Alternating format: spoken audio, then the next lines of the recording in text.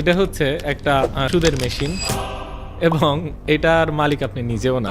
Dollar এখন শুধুই dollar, সোনা আমার, ডলার তোমার, আমরা কেউ কিছু দিচ্ছি না, শেষ। কোন পর্যায়ে গেলে একটা পাপ আল্লাহর বিরুদ্ধে যুদ্ধের মতো নয়? পাপ তো অনেক আছে পৃথিবীতে, আল্লাহ কি কোনটাকে বলছে আমার বিরুদ্ধে যুদ্ধ?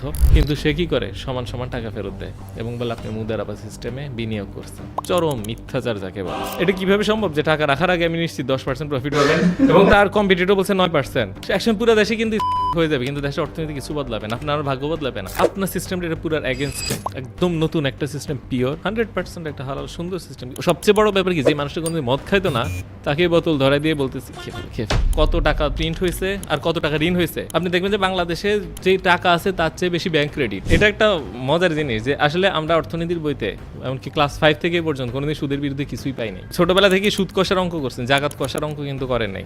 এই জাকাতকে ইসলামের মূল 5 স্তম্ভের একটা দিয়ে দিছে, মানে অর্থনীতি ইসলামে কত গুরুত্বপূর্ণ আর কোনো ধর্মে কিন্তু